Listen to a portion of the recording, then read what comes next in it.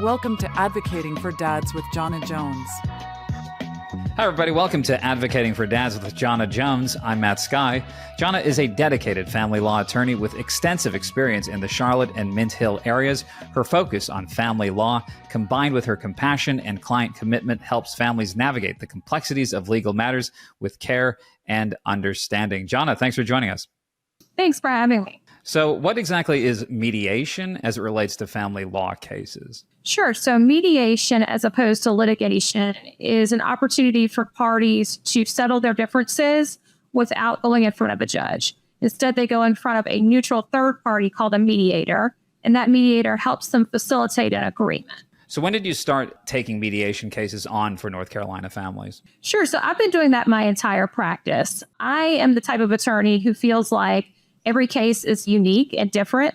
And there are cases that are ripe for mediation and frankly, will probably get a better result if the parties utilize mediation. So I've been doing that my entire career. And can you detail for us what types of cases may be right for mediation, maybe some examples that are not right for mediation? Sure. So the main component determining whether or not mediation is going to be successful is how far apart are the parties. If you're in a situation where you have relative agreement about issues related to your assets, liabilities, alimony, custody, or child support, then mediation is probably going to be your best course. But if you guys are light years apart, one parent wants primary, the other parent wants primary, somebody wants alimony, the other party doesn't want to pay a dime, then mediation probably is not going to work out for those parties. So let's say you take on one of those cases where there's this extreme, maybe seemingly insurmountable difference. How do you mend that gap? Are there strategies you deploy? Well, yeah, I think knowledge is the most powerful thing that I can give my clients. And so things can be litigated. Anything can be litigated. Not everything should be litigated. And they need to understand the pros and cons of it, not just the time and effort and the money that's going to go into litigation, but also what they're risking. And sometimes that risk is not worth it. So that's generally how I talk to my parties before we decide which route we want to go. And what does the process look like? Do you speak to each party separately and then reconvene, or is it usually just everyone's kind of aware of each step of the discussion? Sure. So typically we are going to first have to agree on a mediator. If the other side is represented, the attorneys generally get together and throw a couple of names that we like out there to see who we're going to utilize first. Secondly, once we decide on a mediator, then we have to get in touch with the mediator to find out what their availability is. The most popular mediators can be booked months out. So we have to get on their calendar, see if all the parties can actually come to mediation on that date. When we go to the mediator's office, typically there is a meeting at the beginning with all of the parties present, the attorneys and the parties. And the mediator kind of explains the process for mediation, that he or she is a neutral, will be going back and forth between the rooms, and will share information that the other side deems is worth sharing, but is able to keep some things close to the vest. So once we've had that meeting, then we generally break out into two rooms and the mediator bounces between the two rooms. Got it. So let's jump into a very common case, divorcing couples. What are the clear benefits for mediation in those circumstances? So the biggest benefit is you're not in court, so the rules of evidence don't apply. You can just be honest, talk about the situation. And hearsay is something that can come up. You can be a little bit more relaxed. You don't have to dress up to go to mediation. And the mediators really do want to try to help you guys come to an agreement. So to the extent that they're able, they're doing their best to facilitate that agreement. Versus litigation, which is you're putting on your evidence based on the rules of evidence, and the judge is just going to make a decision, period. So there's a lot more power in mediation, I think, for the parties. And that's why I think it's such a powerful tool to utilize. Would you say whenever possible, mediation is a preferred option for most people? Absolutely. Yep. So what would you say are some of the advantages of mediation over litigation, generally speaking? Well, the first is you probably be able to get something in writing the same day. Oftentimes people don't realize that when you have a hearing in front of a judge, the judge gives a ruling from the bench, but that ruling has to be put on paper. And generally, one of the attorneys is going to be the one to actually draft the order. Because of our schedules, it may take a week or so for that order to even get drafted. Then it has to be sent to the other side. There may be disagreement on terms, so we're going back and forth grid lines, and then eventually it will go to the judge for the judge to sign. And so you may be in court one day, but it may be weeks later before you actually get an order in hand. With a mediation, if everybody agrees that same day, the parties can agree to stipulations, or if we're doing a separation agreement, generally most mediators are either notaries or have a notary in their office, and we can get that document signed that day. So that's one major advantage, is that you can get something in writing the same day. And a lot of times that makes people feel a little bit more secure in what has actually happened. I would say another piece is the financial piece. Mediators do charge an hourly fee, and generally that fee is split between the parties, and it is due at the end of the mediation that day. But it is far less expensive to mediate than it is to pay the hourly rate or the flat fee of a divorce attorney going all the way through the litigation track. So generally speaking, what types of cases end up in mediation? What's the wide range that we can expect? So yeah, just about anything can be mediated that I do. I do exclusively divorce, custody, and child support cases, and the things that are related to them, contempts, etc., modifications of those orders. But all of those issues can be dealt with in a mediation process, because the mediators have the ability to go back and forth about any issues that the parties want to resolve. And a lot of times there may be nuances that you just don't get to in court that you're able to get to in mediation. And I think that, again, it just makes a much better option for parties looking to get an issue resolved as quickly as possible with as little pain and cost as possible. I thought that was interesting what you said as far as nuances. Could you detail for us some of those nuances? The benefit to the mediation process, and one of the nuances involved in that, is going to be that the mediators can talk about little bitty details that maybe judges are not going to pay attention to or don't want to hear about.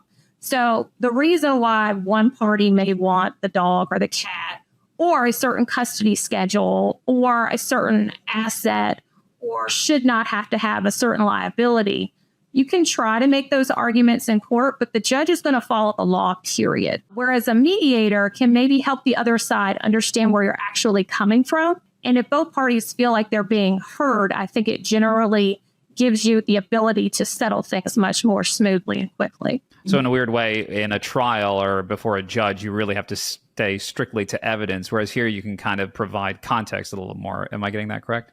Absolutely. Exactly. And context, matters. A lot of times there's a lot of emotion in these cases, and people don't necessarily feel heard in the courtroom because that's not the judge's job, right? But a mediator can be a little bit more of a sympathetic ear and really try to get to the heart of why somebody feels so strongly about their position, and maybe offer alternatives they hadn't considered. Those types of things are generally not going to happen in the courtroom. So in legal cases in a courtroom, we always think of appeals if there's a dissatisfactory outcome for one party. How does that work in mediation? So mediation is generally final. The parties may agree, if it runs really long, to come back another day to finish the mediation. But once the mediation is finished, either because there's an agreement or because we're at an impasse and we just can't come to an agreement, that's generally the end of mediation. And how long in your practice do mediation cases take? Is this weeks, months, years? Sure. So generally a mediation is scheduled for the entire day. To be on the safe side, that's what I tell my client to plan for. And that's what I block out in my schedule. Sometimes they'll finish sooner than that, but oftentimes it does take the entire day, especially depending on the complexity of the estate or the custody issues that might be at play. And what about planning from their side? How long does that process take? Because I presume they come to you with a host of articles or evidence of some kind, right? Yeah, so we would always have our position known before we're walking into mediation. I know what my client is looking to do, what they're trying to settle, what their minimums are. And if we're getting to the point where it's obvious we're not going to be able to get there, then there's no point in wasting any more time and money, and we're just going to cut the mediation short. So what are some of these steps involved in the mediation process? I think we detailed this a little bit, but maybe we could walk through each of those. Yeah, so after the mediator explains the mediation process to all the parties, then they're going to decide which rooms we go in, depending on the setup of their office. And then that mediator is going to bounce between the rooms. Generally, he or she is going to start in one room, and that's probably where he or she will be the longest because they're trying to get an understanding of all of the issues that are going to need to be considered in mediation that day. And they're trying to get an idea of what the first offer is going to be to settle these issues. And so the mediator is typically in there for anywhere from 30 minutes to an hour with that first side. From there, they're coming to the other side to explain the position that they've heard from that first side and to see how far apart the parties are. And hopefully we've got something that we can kind of start on that we agree to, and then we're building from there. And when it comes to mediation, some people might be reluctant to go to a mediator. How can you help people overcome those fears or concerns? Well, I mean, it's definitely a much more private forum than litigation is. I mean, courtrooms are public. So technically, anybody can come into a courtroom and sit down and watch a trial, especially the types of cases that I do. Additionally, whatever order comes from litigation is going to be a part of a public record as well. So if you know a file number or the name of the party, you can look up and see what their order was. Mediation, on their hand, is private. The only parties present at a mediation are going to be the parties themselves, the mediator, and the attorneys. So you're not going to have a crowd of people waiting for their cases to be called, or other attorneys sitting in there looking for tips or to reach out to a colleague. None of that's going to be going on in mediation. It's a much more private setting. Are there any cases over the years that stand out for you as just being really unique cases? Every case is unique. I think that the cases that I'm the most proud of are the ones where I knew we had a real uphill battle in court and we were able to settle through mediation, and that gave my client a ton of peace of mind and also saved them a significant amount of money.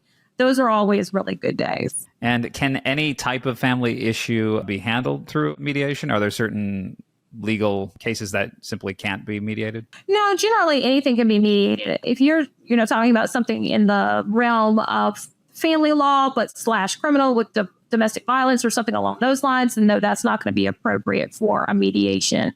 But anything related to custody, child support, alimony, equitable distribution, all of that can be mediated. So let's say you have a case where there is as you mentioned, maybe there's a criminal component, but there's also a potentially mediatable, if that's a word, component. How would you balance that out if there are these multiple aspects to a case? So we're only going to mediate what we can mediate. If it can't be mediated, then and it's going to have to be litigated, then we have to kind of bifurcate it and just focus on what we could actually get accomplished in mediation. So what sets your firm apart in handling mediation cases for North Carolina families? Well, I think one thing that sets me apart in general is I focus particularly and specifically and exclusively in Mecklenburg County, North Carolina. So we're close to a lot of other counties that are more or less suburbs of Mecklenburg County and Charlotte.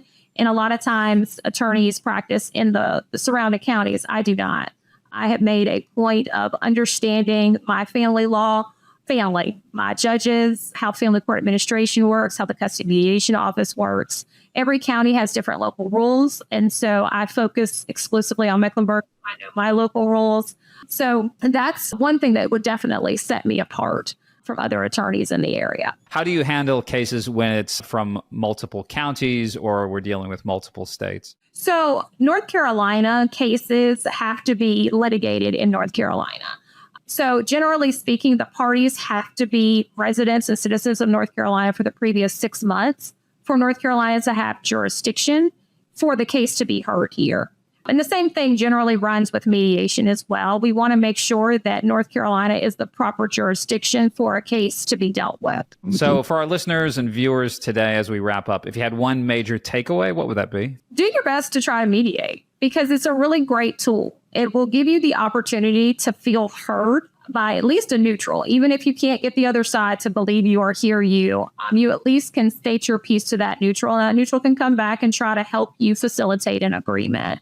You're not going to necessarily have that opportunity in a litigation.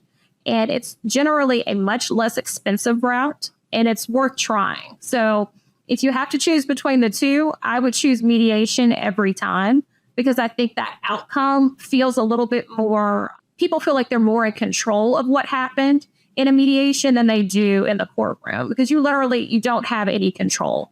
All you can do is provide your evidence based on the rules of evidence and hope that the judge agrees with your perspective. Whereas with mediation, you are truly able to make your arguments, be heard by a neutral who can be a little bit more sympathetic to your situation and is really trying to facilitate a compromise, whereas a judge is simply giving an order. I think that's a great point to wrap up on. Everyone, thanks so much for tuning in to Advocating for Dads with Jana Jones. For more information or to schedule a consultation, visit lawofficeofjkj.com. Jana, thanks for joining. Thanks. Appreciate it. Thanks for watching. If you like this video, don't forget to hit that like button and subscribe to our channel for more amazing videos like this one.